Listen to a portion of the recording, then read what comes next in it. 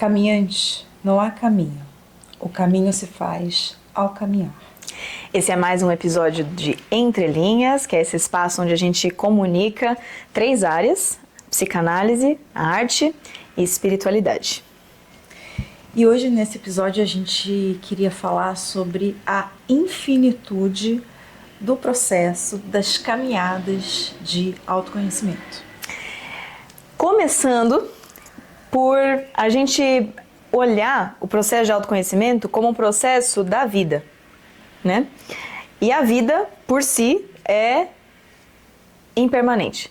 Ela está sempre mudando. Então, se a vida está sempre mudando, se tudo que existe aqui está sempre mudando, a gente, né, enquanto essa pessoa que está aqui, também está mudando.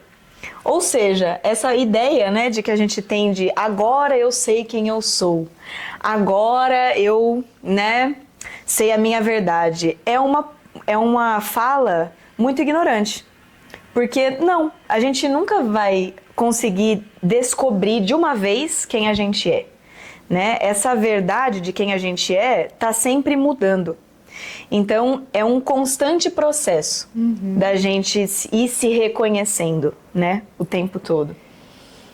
E o fato de estar sempre mudando não significa que você está num caminho de descobrir a verdade sobre si, né? Você está sempre mudando porque nesse momento você é verdadeiramente uma coisa e no outro momento seguinte você pode ser outra coisa.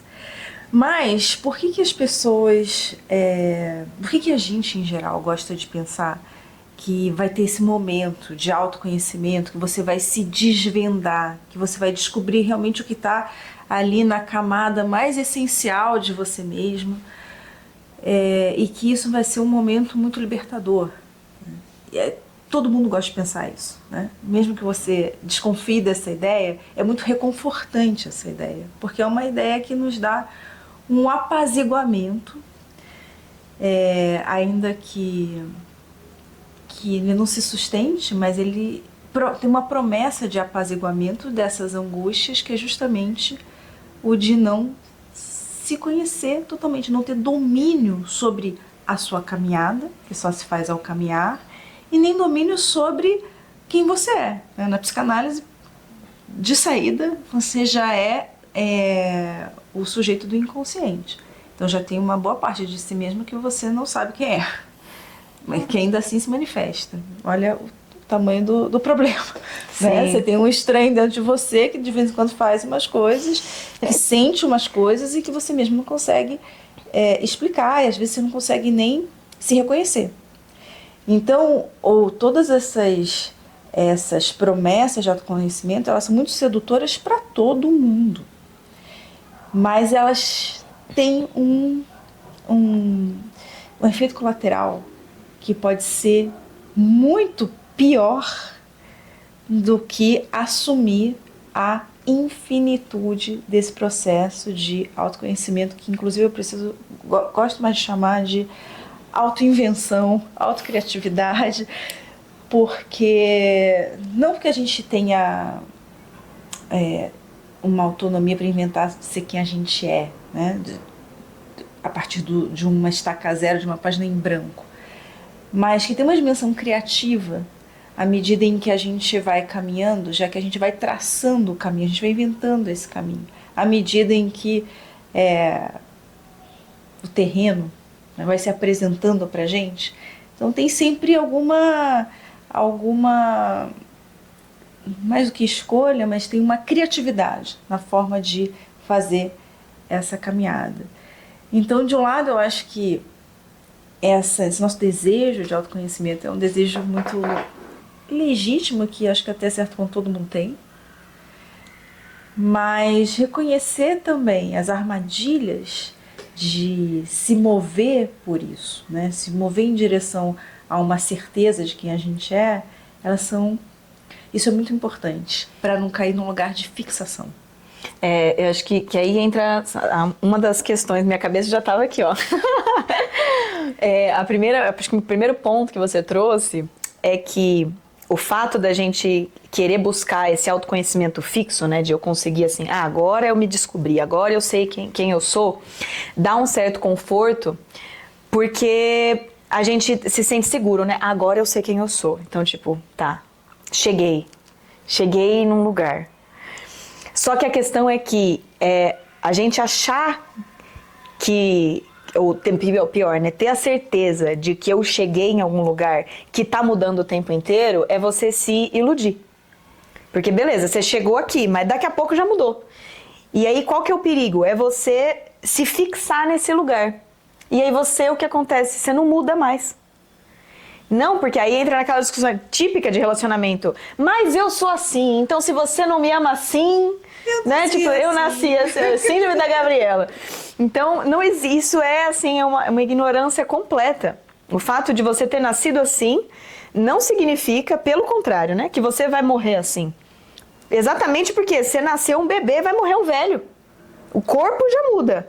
A mente muda igual. O seu pensamento de quando você era criança não é o mesmo de quando você é adulto com 40 anos.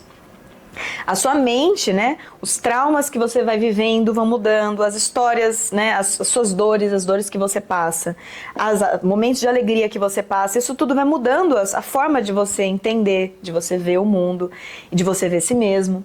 E até também vai influenciando no seu processo criativo, de quem você quer ser.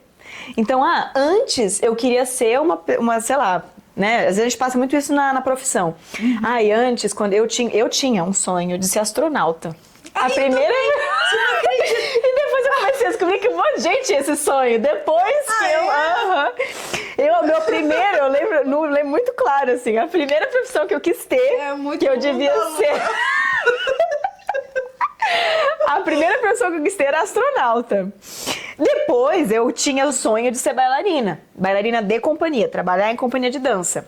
Hoje eu tenho o sonho de ser professora, né? Vivo esse sonho, graças a Deus. Mas pode ser que daqui a um tempo o meu sonho seja ser, sei lá, né? Intérprete de música, cantora, entendeu? Ela já é dançante cantante. Eu sou cantora dançante. Entendeu? Vai que a gente troca muito.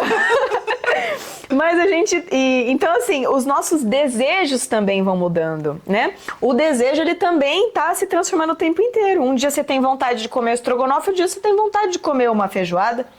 Do mesmo jeito que esses desejos, eles flutuam, né? Com relação à comida, por exemplo, eles flutuam em relação a pessoas, eles flutuam em relação às nossas ambições profissionais, eles flutuam em relação à casa onde eu quero morar, que cidade eu quero morar. Eu tinha uma época que eu queria morar nos Estados Unidos. Hoje eu quero morar em São Paulo, mas eu imagino que eu não vou querer morar em São Paulo até o final da minha vida. Eu já sei que esse desejo vai mudar. Entendeu? Então, essa impermanência, né? Essa compreensão de que tá tudo mudando é um reconhecimento de uma verdade que é muito importante pra gente ter na gente durante esse processo de autoconhecimento, né? Entender que enquanto eu tô me reconhecendo, eu vou estar... é importante eu estar sempre me reconhecendo para que eu veja as minhas transformações, as minhas mudanças, né? E aí entra um último ponto que eu também acho que é interessante de trazer, é essa beleza do mistério. Ah, que bonito isso. O mistério é lindo.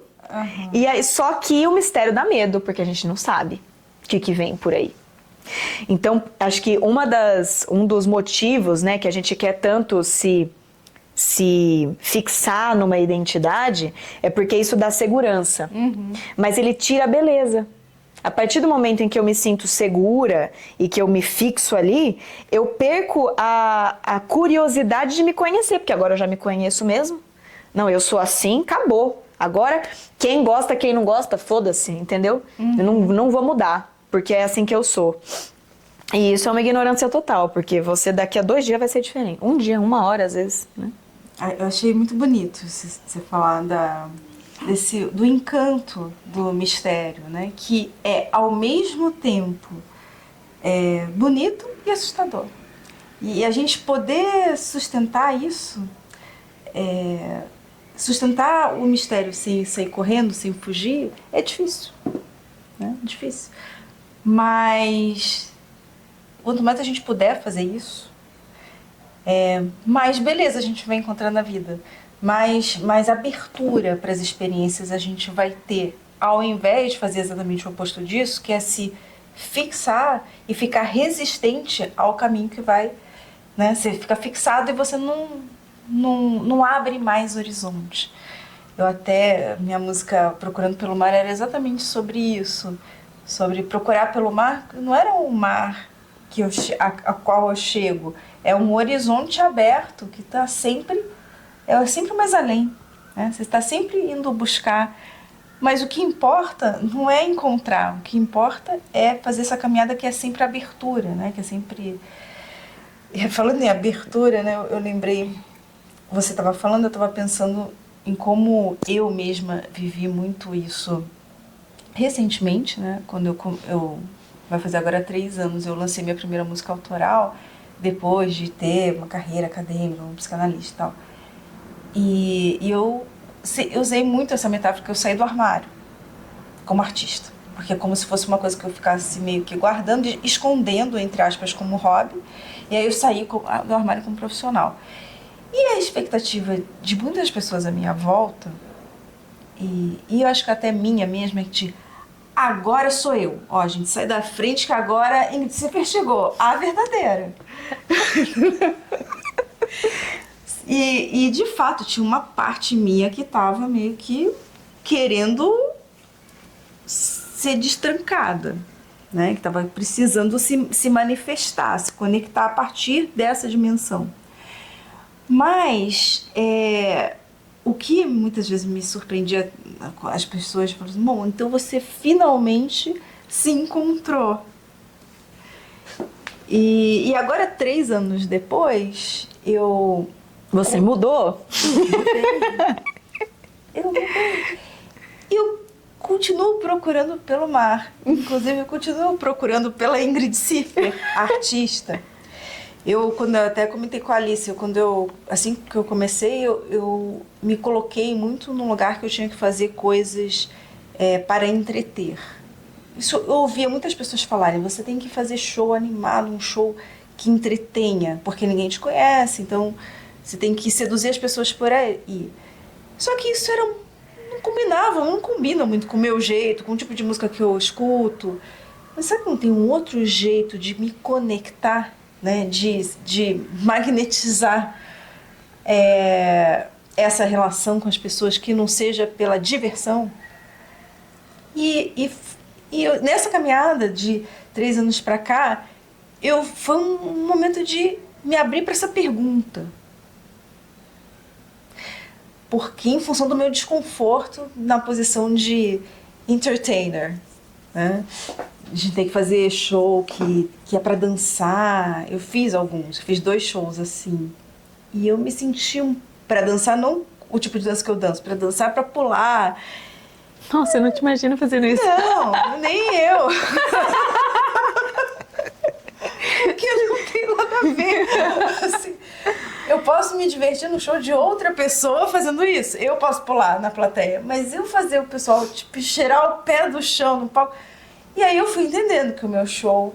Eu fui me permitindo investigar.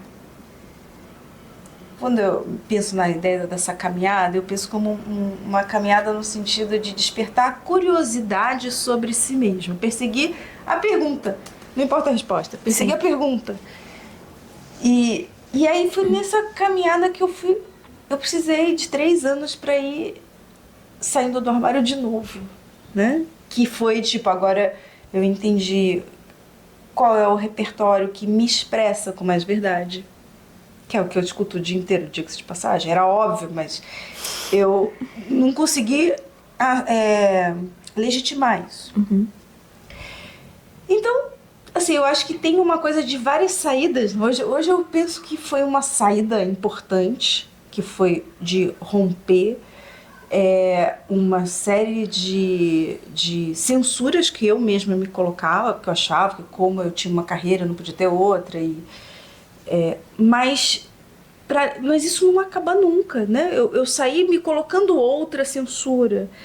Então, de alguma maneira, eu acho que a gente vai sempre perseguindo, né? Procurando esse lugar de expressão mais autêntica sua no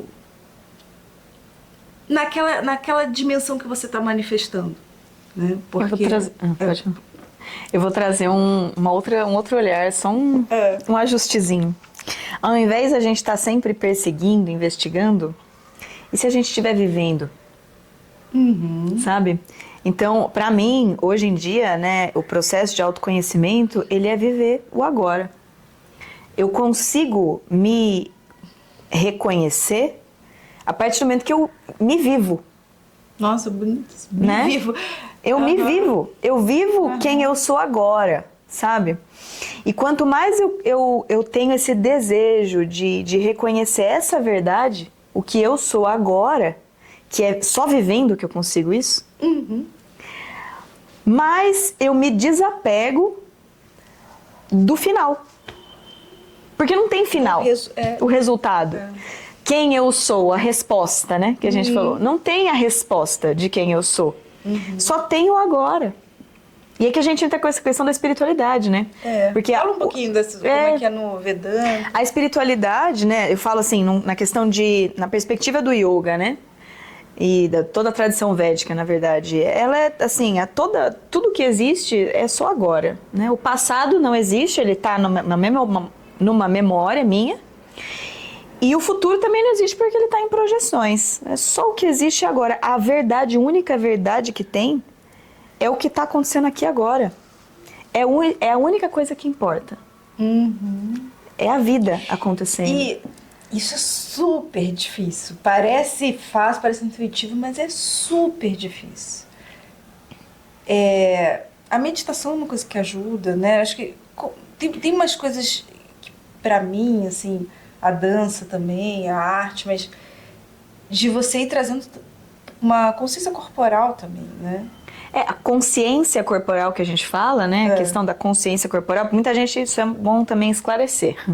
Consciência corporal não é saber onde está seu ombro, onde está seu pé, entendeu? Isso aí é reconhecimento corporal, isso aí você sabe, tá, meu pé tá aqui.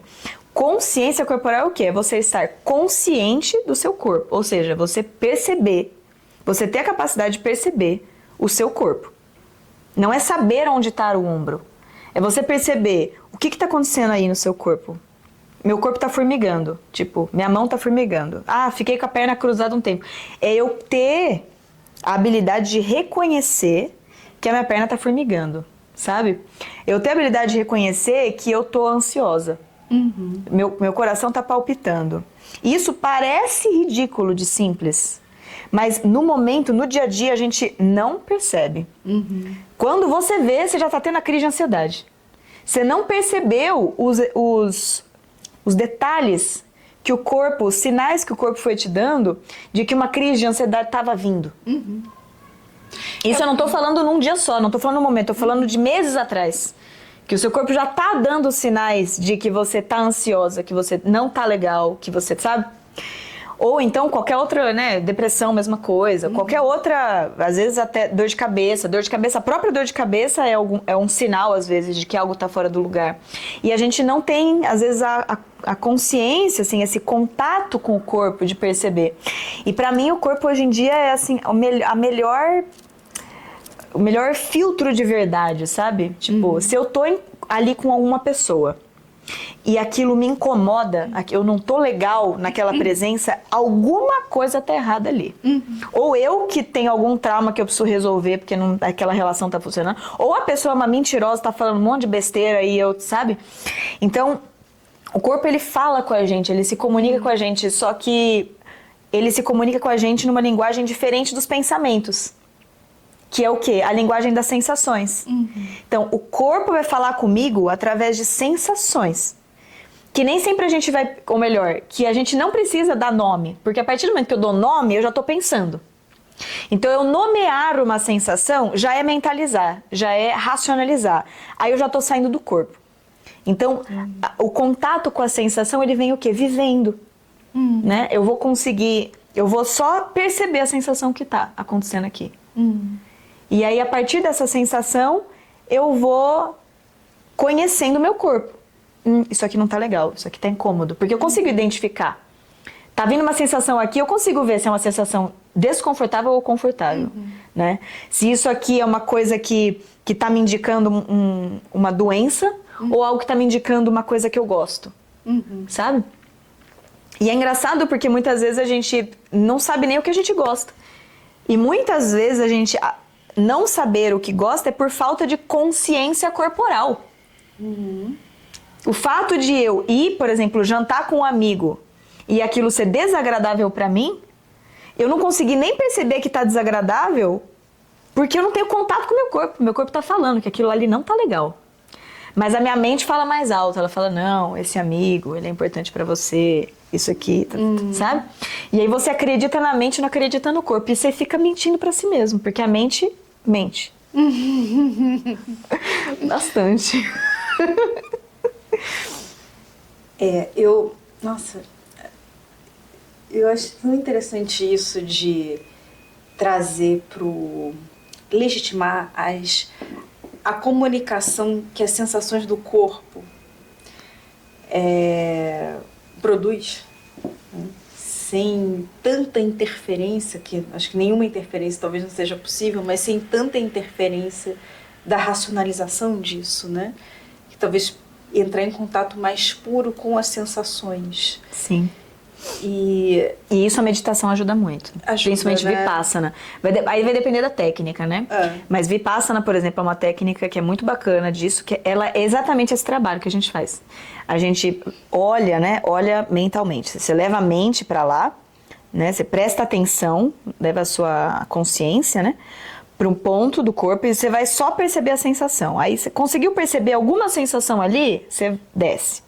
Agora você percebe aqui, aí você desce. Percebe aqui, você desce. Então é o puro contato com a sensação do corpo, né? E essa foi uma técnica que me ajudou bastante a ter esse desapego com nomear a sensação, né? Porque você não precisa nomear a sensação. Quando a gente está falando de consciência corporal, o que você precisa é só reconhecer a sensação. Não precisa ter nome. Isso é interessante, porque eu nunca tinha pensado nisso. Porque na psicanálise é muito a palavra, né? Então a minha tendência é sempre pensar no nomear. Não antecipar, né? Sentir primeiro e depois nomear, de uma perspectiva mais psicossomática, mas sempre nomear. Eu acho interessante o não nomear, porque te permite ficar mais em contato direto, sem mediação com as sensações, né? E aí, isso que você falou de estar vivo, né? De estar vivo nesse momento, porque se passar por alguma racionalização, eu acho que é muito difícil, alguma não, por bastante, é muito difícil a gente se desapegar das ansiedades do futuro, né? Que é o medo por antecipação, e dos traumas no sentido bem geral, das memórias do passado. Porque essas são duas angústias que espremem a gente, que estão relacionadas à própria ideia da finitude. Ou seja, esse caminho, ele é infinito. O caminho é infinito no sentido de que ele não chega a uma conclusão no autoconhecimento, na autodescoberta, mas ele tem um certo tempo cronológico. Então, mediar essas duas coisas, a finitude do corpo e a infinitude da subjetividade, é que eu acho que é muita fonte de angústia. E aí, a experiência do viver o agora é uma experiência que tem, não sei, eu imagino que a gente só consiga acessar, por isso que parece óbvio, mas é super difícil, na medida em que você tira a maior possibilidade que você puder de tirar a mediação da racionalização disso, entrar em contato mais puro que você conseguir com as sensações, talvez seja um momento. Eu acho que eu estava pensando nisso, né? Acho que o primeiro processo é nomear, às vezes. Porque a gente está vivendo muito na mente. Então, às vezes é importante, por exemplo, a gente passar por um processo de ter alguém, ou você mesmo, né? ou uma outra pessoa que te pergunte o que você está sentindo. E aí você, naturalmente, para responder, vai ter que pensar. Mas para você pensar, você vai ter que sentir. Entendeu? Sim, senão é pura defesa. Então é pura defesa. Então, E aí, assim, é falar realmente o que você tá sentindo, não é tipo assim, eu tô me sentindo abandonada. Não, o que você tá sentindo no corpo. Né? A pessoa vai e pergunta pra você, o que você tá sentindo? Eu lembro, no meu processo de terapia corporal, isso foi muito interessante. Porque na terapia corporal a gente conversa um tempo... A gente conversa um tempo, depois a gente faz alguns processos corporais que liberam, né, coisas no corpo e tal. E aí no final ele pergunta, o que você tá sentindo? E aí era essa pergunta para ele, que ele me fazia, me trazia essa reflexão. Eu falava, eu tô sentindo um aperto, eu não sei dizer, porque a gente não sabe explicar. Mas era alguma coisa aqui, ó, é uma sensação de estar, sei lá, apertando. Ou então não, eu tô sentindo um negócio, parece que isso aqui rasgou de mim. Ai não, aqui eu tô sentindo uma tensão aqui na região, sabe? Então, o começo do processo é realmente você se questionar racionalmente para você trazer o olhar pro corpo.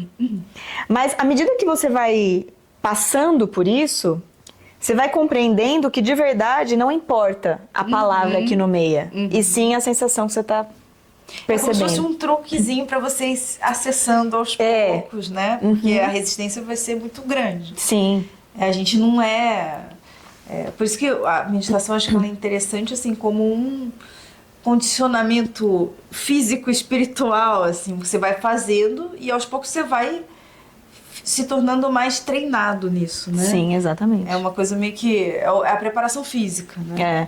A meditação ela tem esses dois lugares, assim, é um exercício de conseguir voltar para a presença, né? De eu estar sempre lembrando do agora. Então, eu tô lá no pensamento futuro passado. Volta, Alice, aqui.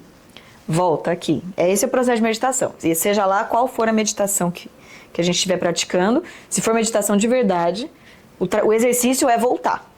Então, ou você vai voltar para a sensação, ou você vai voltar para a contagem, ou você vai voltar para a respiração, ou você vai voltar para, enfim, mas é voltar. E fazendo isso, a gente tem um outro resultado que é muito bom, que é de limpeza. Porque à medida que de limpeza mental. À medida que você trabalha essa coisa de tô pensando volta, tô pensando volta, tô pensando volta, você está aprendendo a limpar a sua mente. Você vai tirando os pensamentos intrusivos, né? Os pensamentos que você vai começando primeiro a perceber que o pensamento existe, porque do mesmo jeito que você não percebe o corpo, você também não percebe a mente. Quando você vê, você tá ali embolado nos pensamentos, sem conseguir dormir, chorando horrores, não sei o que, e você não consegue perceber que você tá pensando. O que é isso? É uma identificação. Eu me identifico com o pensamento. Eu acho que eu sou o pensamento. E o trabalho da meditação é desidentifica. Você não é o pensamento, porque você está conseguindo olhar para o pensamento. Se você olha para o pensamento, você não é ele. Você é diferente dele. Né? Se eu estou olhando para a câmera aqui, eu sou tudo, menos a câmera. Então, se eu olho para o pensamento, eu posso ser tudo, menos o pensamento. Né? E aí, só que isso a gente esquece. Aí depois eu vou viver minha vida, eu vou esquecer, eu vou me envolver com o pensamento de novo, vou me identificar com ele. Aí eu volto, medito de novo e vou limpando. Então é um trabalho de limpeza que a gente faz nessa questão de tanto dos pensamentos e também com relação à nossa identidade. Quem sou eu? Essa desidentificação com a sua própria identidade. Exatamente. Né? Justamente para não se fixar. Né? Para você não ficar imobilizado nessa caminhada. Né? E aí vai ajudando também a gente a reconhecer a realidade, que é que as coisas mudam. Você vai percebendo que o pensamento está mudando o tempo inteiro, a sensação está mudando o tempo inteiro. Tá tudo mudando. E quanto mais você reconhece isso, menos você vai brigar com isso. Você fala, tá tudo mudando mesmo, né? Então vamos lá, né? Então vamos mudar, isso aí. Já que tá tudo mudando, então vamos mudar. Eu acho que tem uma parte que é muito libertadora disso. De tirar a gente daquele papel que é defensivo, resistente, mas que é exaustivo. De tentar ficar sendo quem você acha que você tem que ser. Porque um dia você foi, ou que você acha que você foi. Ou que você deve ser, ou que você foi. Então, é exaustivo, né? Ficar correspondendo a esse ideal do eu, ou ficar tendo que ser coerente, né? Persistindo no que você já fez, porque você precisa ser coerente, você não pode mudar de ideia. Isso é terrivelmente exaustivo, porque é justamente você não se permite ir com a corrente, né? Você fica lá agarrado ali num galho que daqui a pouco vai quebrar e você vai no susto. Então eu acho que tem isso que é muito, no fundo, é muito sofrida essa estratégia de se manter fixado. É uma forma de se defender de alguma coisa que é assustadora de um lado, encantadora também, mas também assustadora, que é se permitir, mesmo sem saber direito onde você está indo. Mas é uma coisa que pode fazer com que você vá tirando essa fantasia de um sujeito uniforme, né? Esse desejo de ser um sujeito fixo, um sujeito uniforme, para entrar numa caminhada em direção a uma versão mais criativa de si mesmo, né? Que é criada à medida em que você vai caminhando, não é antecipada, né? Primeiro como se você tivesse que primeiro fazer um modelo para depois se adequar àquilo que você desenhou, a sua melhor versão, que está tão na moda. Qual que é a sua melhor versão? Eu não faço a menor ideia. Provavelmente, se eu fizer alguma ideia, pode ser que a minha melhor versão seja até melhor do que essa. Eu posso ser, inclusive, positivamente surpreendida. Se permitir ser surpreendido positivamente e às vezes negativamente, é que talvez seja essa busca da melhor versão. Sim. Para o momento, né? E eu acho que você comentou também de a gente saber assim para onde está indo, né? E acho que mais do que a gente saber para onde está indo é saber onde a gente está, sabe? Porque ainda saber onde a gente está indo, eu ainda tô meio no futuro, né? Não, você não sabe. A gente não sabe. A gente não sabe para onde a gente está indo, sabe? Você pode até ter uma ideia. A gente até falou sobre isso, né? A gente pode até ter uma ideia de onde eu quero ir, que é bom. Não é que tipo, vou viver agora, foda-se futuro. Não, é bom a gente ter um olhar assim, um desejo, né? O desejo, ele é legítimo. Tipo, hoje eu quero ser professora. Então, eu vou olhar para o que eu tenho que fazer para ser professora. Mas eu não tô fixada lá. Eu tô ancorada aqui. Uhum. E é ancorada aqui que eu trabalho para chegar lá. E aí, se no caminho de chegar lá eu olho pro lado e tenho desejo de uma outra coisa, eu vejo que tem outra coisa que me faz mais sentido, ser um astronauta, eu vou e não faz mais sentido ser professora, não. Então eu vou ser um astronauta, sabe? E aí a gente tá aberta, né? A gente tá aberta a mudar, mas a gente só vai estar aberta a mudar a partir do momento em que a gente se percebe aqui. Se eu estiver fixada lá, eu não vou querer mudar. Não, porque é lá. É professora. Senão você falhou. Eu vou falhar. Não pode. Exato. Tem essa questão, né, da falha. Do fracasso. Do fracasso. Se eu vou chegar lá. E se eu não chegar lá, eu vou falhar. Então eu não vou mudar. Por mais que eu tô querendo ser astronauta, mas não. Eu falei que eu ia ser professora, então eu vou ser professora, né? Mas eu acho que esse é um ponto importante, porque tem uma diferença entre ter um projeto e que tem uma dimensão sempre de projeção, como o nome indica. Vou ser professora, vou ser cantora, beleza. Mas isso ainda diz quase nada sobre quem é você professora, sobre quem é você cantora. No meu caso, eu tinha um projeto que eu realizei, vou ser uma cantora profissional. É verdade, mesmo nesse estado de ser cantora, você tá ali, né? Mas isso, eu estou sendo cantora e estou sendo... tem muita mudança subjetiva na experiência de ter realizado esse projeto. E eu acho que isso é uma coisa bem importante, porque senão também parece isso, né? Tipo, beleza, não vou pensar no futuro, e que é uma loucura, porque, enfim, a maioria de nós aqui tem boleto para pagar, né? Você é um adulto responsável, sim, a gente tem que pensar assim no futuro, mas tem uma diferença entre justamente o que você ambiciona realizar e quem é você nessa realização. É uma outra camada mais profunda. É uma camada aí que entraria essa jornada de autoconhecimento. Eu nem gosto dessa expressão autoconhecimento, eu prefiro autodescoberta, autoinvenção. Autodescoberta eu gosto bastante, porque é uma coisa que você está sempre se surpreendendo, né? Sempre descobrindo. E entra aí eu já entro um gosto meu também dessa palavra descoberta, eu gosto muito, porque traz essa ideia de você estar tirando o cobrimento. Ah, que interessante. Né? Então eu estou descobrindo.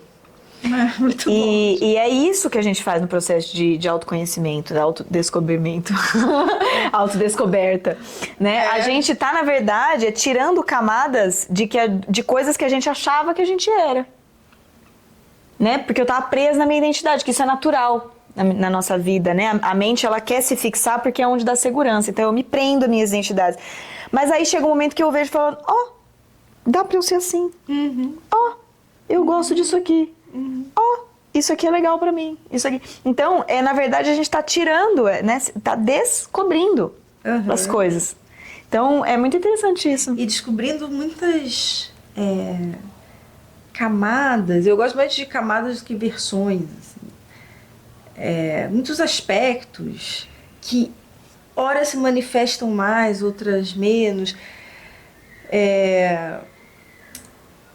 Tem uma coisa, né, que tem a ver com isso e que me inquietou muito no começo e ainda me inquieta, assim que eu comecei a lançar minhas músicas, sobre se eu como artista, se eu sou uma persona ou se é a minha versão artista. Porque tem muito essa coisa, vocês vão ver, muitos artistas vão dizer, não, eu sou totalmente diferente no palco. Né, como se fosse baixo santo em mim, eu viro uma outra pessoa. E eu ficava ouvindo assim, porque eu acho que cada um é de um jeito, para cada um é de um jeito, mas eu ficava, eu acho que eu não quero isso não. Acho que sou eu mesma, na minha versão artista, que significa o quê? Na minha camada artística, sob os holofotes. A minha camada artística me acompanha na vida. Não é que eu deixo ela ali no palco e vou embora. Ela me acompanha na vida. Mas ela está sob os holofotes no momento do palco, no momento que eu canto no Instagram. Em outro momento, na minha vida pessoal, vai estar a minha outra camada. Mas a ideia de criar uma persona, tipo um avatar, para mim é muito estranho. Mas isso é diferente de tentar dizer que é tudo a mesma coisa. São dimensões, são camadas diferentes, integradas na mesma subjetividade. E aí que eu amo essa poesia do Fernando Pessoa, já declamei ela em show, que é a ser inteiro. Né? Para ser grande, ser inteiro. Nada teu exagera ou exclui. Acho belíssimo esse verso. Nada teu exagera ou exclui. Põe quanto és no mínimo que fazes. É assim, em cada lado, a lua toda brilha, porque alta vive. Então tem eu acho que tem para mim é muito importante, eu me sinto verdadeira como artista, não porque eu seja só assim, porque eu tenho que ser exatamente do mesmo jeito que eu sou. Realmente tem um transezinho que acontece em alguns momentos assim do palco. Tem um transe, tem uma experiência sublimatória, como se fala na psicanálise, que meio quase que você se fusiona com a experiência. Que é um negócio assim que eu não vivo minha vida assim, infelizmente. O tempo inteiro. Adoraria. Mas dizer que aquela pessoa é uma outra, eu acho que é não reconhecer, não reconhecer que essa outra, ela faz parte da mesma. Sim, tudo faz parte, né? Tudo faz, que a gente é essa coisinha meio desengonçadinha, mas que brilha tanto porque a alta vive, né? Porque tem essa dimensão de perspectiva, que eu acho que tem a ver com o que você estava falando sobre essa possibilidade de observar o pensamento, né? Desse eu que observa. Eu acho que isso essa questão da gente cada vez mais se reconhecer como quem está observando, né, uma mente, quem está observando um corpo, ela ajuda a gente a lidar com as dificuldades e com os prazeres também de uma forma mais tranquila, sabe? Por que eu falo prazeres e dores, né? Assim, porque quando isso eu insisto muito nas minhas aulas, assim. A Ingrid já me escutou falar várias vezes isso. Quando a gente fala que eu quero viver o presente, a gente tem uma idealização de que eu vou sair curtindo a vida e que a vida é, assim, só prazer. E isso aí é entrar em outra ignorância, entendeu? Porque a vida, ela não é só prazer. Então, quando eu falo de viver a vida, é viver a vida como ela é. Com tudo que ela tem, com pacote completo. Com tudo que ela tem, pacote completo, entendeu? As dores que ela vai trazer, os desafios que ela vai trazer, os prazeres que ela vai trazer. Então, e quanto mais eu tô identificada com o corpo e com a mente e eu vivo o prazer, menos eu vou querer sair dele. E quanto mais eu tô identificado e vivo a dor, mais eu vou querer sair dela. Ou seja, eu tô resistindo à realidade. Eu queria que fosse diferente. Porque o prazer vai embora. Sinto lhe dizer. O prazer vai embora. E a dor também. Graças a Deus. Esse é o lado bom. Esse é o lado bom. Depois... Mas vai ter dor. Então, essa habilidade, né, da gente ir se desidentificando vai ajudando a gente a só reconhecer. Opa, estou no momento de dor. E vai passar. Estou no momento de prazer. E vai passar. E aí, com isso, a gente vai... E isso é uma prática, tá?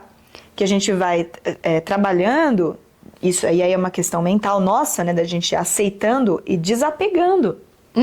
Nossa, isso aqui tá muito gostoso. Então eu vou aproveitar isso aqui agora. Porque agora tá gostoso. Eu não vou ficar presa, tá gostoso, mas eu não queria que acabasse. Não, agora tá gostoso. Então eu vou curtir tudo que eu posso curtir agora. Agora tá no momento de dor, então eu vou viver essa dor, porque é isso que tá existindo aqui. Só que eu não vou sofrer porque eu sei que ela vai passar, sabe? Então isso traz, assim, uma tranquilidade, sabe? De viver a vida. E uma abertura, a gente tá falando de abertura, né? Traz essa abertura pra vida. Entende? E a gente vai se sentindo cada vez mais vivo. Mesmo quando você sente dor. Você tá sentindo dor, não é que você tá correndo atrás da dor, hein? Pelo amor de Deus, não vai se... né? Porque tem Mas é você reconhecer a dor e entender que ela faz parte. Tá tudo bem. Então agora eu vou viver essa dor. Que isso é diferente de cultivar a dor. De cultivar. Né? Eu correr atrás de dor. Cultivar a dor é exatamente o oposto de pensar o processo, né, a impermanência da experiência do sofrimento. Porque cultivar a dor é ficar sentindo no mesmo lugar, ressentir. É fixação. É acompanhar a experiência da dor, dar um lugar para ela. E entrar em contato com ela para que você possa atravessar, na psicanálise, o termo elaborar está relacionado à ideia de travessia. Realmente uma caminhada. Você vai caminhando com ela ao seu lado, mas você não vai se fixar, abraçar, fixar residência nela e ficar ali para frente, para sempre. Mas justamente para não fazer isso é que é importante que você vá seguindo o caminho com ela.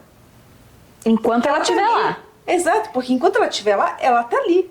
E acho que isso é interessante também, a gente dá a liberdade para a dor ir embora. Isso. E dá liberdade pro prazer também. Que é não ressentir. Que é não ressentir. Então eu vou dar liberdade pro prazer vir quando ele quiser. E vou dar liberdade para ele ir quando ele quiser. E a mesma coisa pra dor, sabe?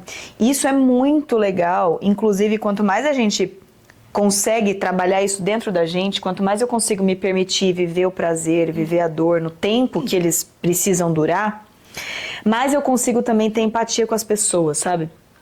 Entender que a pessoa às vezes está passando por um momento ali e às vezes parece que ela está se afundando e tudo, e aí você vê e fala, gente, calma, vai passar, sabe? E você olha para aquilo, você reconhece a dor da pessoa, sabe? E às vezes você até consegue ajudar ela a atravessar aquilo, sem ficar estimulando ela a passar por aquilo, né? Tipo, não, aí é difícil mesmo, ai, porque as coisas são assim. Mas também não ficar, tipo, iludindo ela, né? De que, ou assim, falando que não precisa ficar assim. Isso é muito comum em criança, né? A criança caiu, se machucou, tá com o joelho todo ralado, aí a mãe vai lá e fala, calma, não precisa chorar. Claro que precisa chorar, ela tá toda ralada, morrendo de dor, deixa ela chorar. Né? O processo é reconhecer, oh meu Deus, caiu, tá ralado, tá doendo, né? Mas tá tudo bem, tipo, porque tá tudo bem, tá doendo, faz parte, vai passar. Esse é o reconhecimento, e vocês percebem como isso é tão... martelado na nossa cabeça desde a infância, né? De que tipo, não precisa chorar, né? Que a gente vai ao longo da vida... Quando casar a Sara, sabe? Então, a gente vive realmente uma ideia, né? De que... de negação de algumas coisas que são... do que a gente encara como negativa, mas que fazem parte da nossa vida, e a gente entra num processo de internamente ficar brigando com aquilo.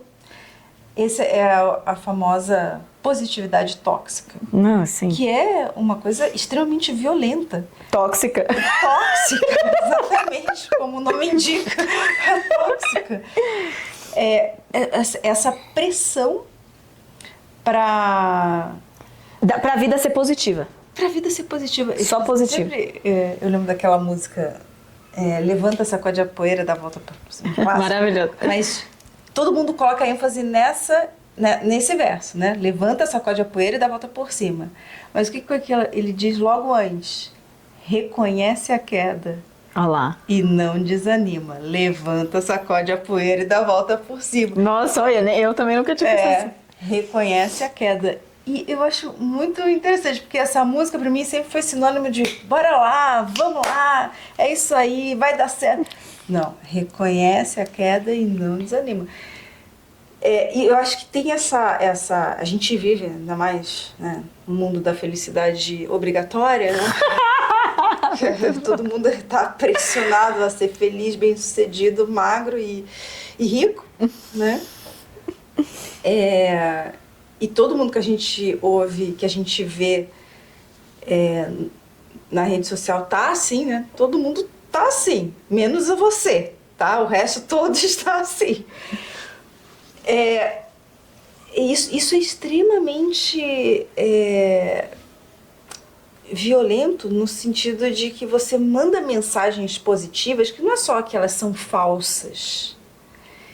Elas são tóxicas porque elas vão te colocar no lugar de culpa no sofrimento. Quer dizer, não apenas você está sofrendo, como você está sofrendo porque você é fraco, porque você não toma atitude. Então, além do sofrimento, você coloca uma camada extra de sofrer porque está sofrendo. Isso assim, eu acho um nível de irresponsabilidade, de... Assim, eu não tenho nem, assim, de violência. Eu acho que para mim essa é a palavra mais fiel ao que se pratica com essa positividade, com essa tentativa de solucionar a vida das pessoas com frases de incentivo, de apoio a pessoas que você não conhece, minimizando o sofrimento dela. Uhum. Isso supor que basta, né, se colocar muito numa posição de muito controle, que basta você decidir não sofrer e você não sofre. Então, se você está sofrendo é porque você decidiu sofrer. Então, ou você é fraco, ou você é meio burro, ou você é masoquista, né? E eu acho que isso tudo está dentro de um pacote, dentro de uma promessa, de que tem um ponto de chegada em que você vai saber tudo sobre você. Por isso que eu não gosto muito do conhecimento, mas de descoberta. Né? Uma ideia de que você tem um caminho, tem um início, meio e fim, você chegando lá, você recebe a taça, sucesso.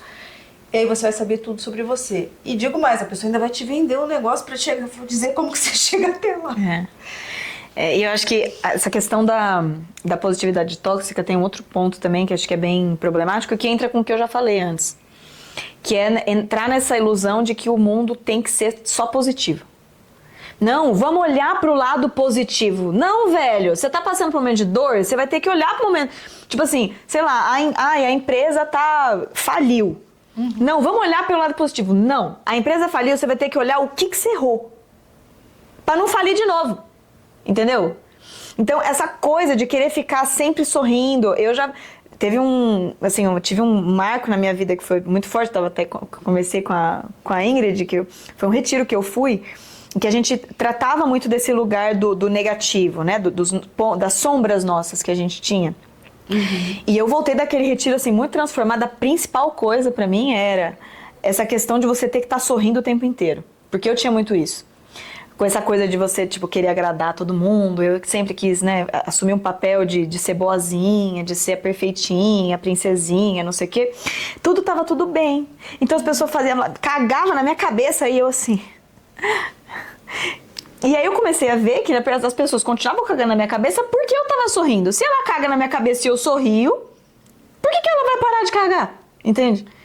Então, é o lugar de a gente entender que tem momentos que você vai sim precisar ser séria e às vezes até um pouco agressiva, não violenta. Que é diferente. Mas agressiva. Eu vou precisar virar, olhar no olho da pessoa e falar, isso aqui não dá pra mim. Porque se eu falar sorrindo pra ela, ela vai achar que eu tô zoando da cara dela. Então não é, ai não, obrigada, eu não quero não. Você fala isso aí, a pessoa vai entender o que você tá fazendo com o doce. Agora você vira pra falar, isso aí eu não quero não, tá? Ela não vai perguntar outra vez, sabe? Isso, e eu acho, não é exclusivo das mulheres, mas as mulheres são especialmente incentivadas e formadas para serem princesas agradáveis, que evitam conflito, ao contrário, são mediadoras de conflito. E aí é muita coisa que a gente precisa trabalhar dentro da gente para ir saindo desse lugar, ser capturado pela expectativa do outro. Sim, e assim, sair dessa ilusão de que existe uma vida em que você vai estar sorrindo o tempo inteiro. A gente tem essa ideia de que o paraíso, é só sorriso, é só... Não, velho, sabe? Não é assim, a realidade não é assim. Se você tá querendo viver isso aí, você pode tirar isso aí da sua cabeça, porque não existe esse lugar, sabe? Vai ter momentos, e a beleza da vida é isso. Muitos momentos lindos que eu vivi, eu não tava sorrindo.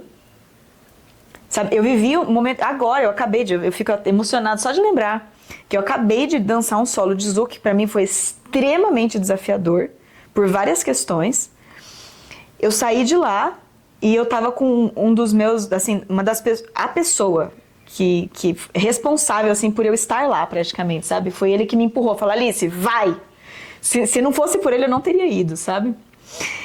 E ele tava lá do meu lado, e eu saí de lá e ele me abraçou. E eu chorei, assim, uns 10 minutos, escorrendo de lágrima. E foi um momento extremamente feliz, sabe? Mas eu não sei nem dizer qual é a emoção que eu tava sentindo no momento, sabe? Mas não era alegria. Eu não tava, tipo, pulando de alegria, feliz da vida. Eu só tava, tipo, descarregando uma emoção. Mas aquilo foi, assim, tão especial pra mim, porque foi um momento de conexão tão forte, com tanta emoção vindo, sabe? Eu me sentindo tão viva. Que foi um dos momentos, assim, mais marcantes da minha vida na dança, sabe? E eu não tava sorrindo. Eu tava chorando pra caralho, sabe? Então, eu acho que é importante a gente tirar essa mística de que a vida tem que ser o sorriso, sabe? De que uma pessoa que tá sempre sorrindo é realmente feliz, porque muitas das pessoas que estão sempre sorrindo, na verdade, têm depressão. Isso já é uma coisa também que eu venho observando, né, na minha vida pessoal, assim. A maioria das pessoas que tá o tempo inteiro sorrindo, que é tipo o palhaço da turma, no fundo, eles têm quadro de depressão.